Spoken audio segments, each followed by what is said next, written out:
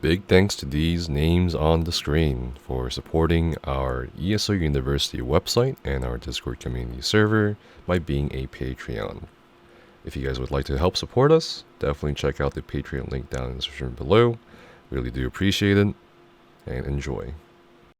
Hey guys, it's time to Magnificent Show, and this video today, as requested by a lot of you, we're going to be going over the last trash pull in Veteran Kyne's Aegis. I think a lot of you know which one I'm talking about. It's a trash pull that a lot of groups have deemed one of the hardest trash pulls in the 12-man content available in the Elder Scrolls Online. But with this video, I'll show you guys a couple or maybe a few ways to deal with it. With that being said, it does depend on some organization. One variant strategy of this will definitely require you to have at least, not at least, but just probably 3 people with taunts, 1 healer potentially, and both tanks. Now, as you can see here, this group in this video has opted to just wait. So that this is the first strategy you can do for the last trash pull in Kyne's Aegis. If you wait or send someone ahead, which is probably faster, it will proc the ads walking forward, including this guy back here, the Shaman. And as you can see, we're not going to pull until the Shaman is right here. And once the Shaman reaches his destination, this is where you will assign people, the different people taunting different things, what they're going to taunt. For example, in this video, I'll be taunting this Infuser over here. Meanwhile, the main tank will be taking the melee ads, the Tidebringer, the Bulwark, and the Vampire Knight. And as we start to pull, you'll notice that I don't really go too far here with this Infuser. You can just go about to here and it will stack nicely in front of this cart here. And that's typically where you want your stack to be, because as you notice, as the group moves forward, once the main tank or whoever initiates aggro, the Shaman will definitely move towards the group. And that's where you pretty much want to stack the trash ads, the Shaman, on the Shaman. These little ads you don't even have to worry about as either the main tank or often until they come in. And as you can see here, we do have one last priority ad coming in from pretty afar. In the meantime, you'll see that there is a healer here taunting the Infuser on the right hand side of the map. This healer will taunt the Infuser and immediately run and stack it with distance onto the trash pack that's being stacked by the main tank. In the meantime, as I've stacked the Infuser, I'm going to taunt the Reader and come back into the group. As you can see, it's a pretty neat stack. Now, what are the prerequisites for finishing this stack? Because stacking it and finishing it are 2 different things for any raid group. I would definitely recommend on the previous trash pack, long before this trash pack, that everyone build their ults.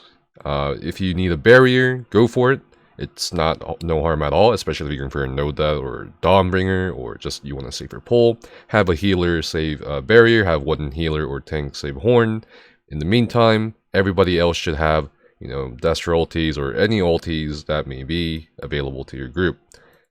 Definitely worth investment. And that's pretty much it.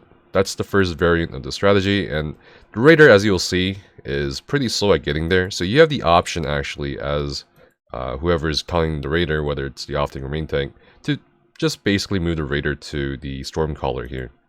But that's pretty much it. Now, the second variant that I see a lot of people do is going to be doing 2 different stacks. I don't really recommend this because it does prolong the fight and increases the likelihood that the Stormcaller is going to be hitting someone with the AoEs. Maybe things aren't going to die fast enough if there are 2 separate stacks. If you do 2 separate stacks, definitely prioritize the Blood Knight first with the Tidebringer. Everything else can come after. So what happens with the 2 different stacks is you will typically get the Infuser in, or this Infuser in with someone else taunting. Meanwhile, both tanks will have their own different stacks.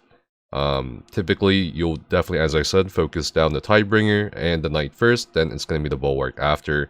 The Raider will always come in last. You can put 1 stack here and the other stack here, depending on how it's pulled. But that is a common variant I've seen for the strat, although it's a bit less effective than the first variant. The last one that I see a lot of groups do, and I don't recommend it, is they just kind of skip the trash. I mean, if it's a progression game, you don't have too much time. It is perfectly okay to save some time by going all the way around here and skipping the trash and using the door.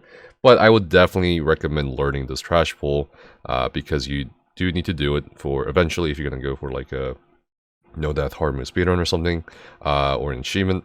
You should probably learn to do it. It's not too bad. It is going to take a bit of practice. It's going to take quite a few reps if you're not experienced with these kinds of pulls. If your healer isn't used to taunting and stacking with distance, or if the tanks are still new, I wouldn't be frustrated. I wouldn't get angry. Just practice it. It's not too bad. And once you gotta figure it out, it's probably gonna be one of the easier trash pulls in the entire game. Well, yeah, that's pretty much it. If you guys have any questions, you can leave some down in the comments below, or join the ESR University Discord. As always, thanks for watching the video, and hopefully you guys stay safe and healthy. See you next time.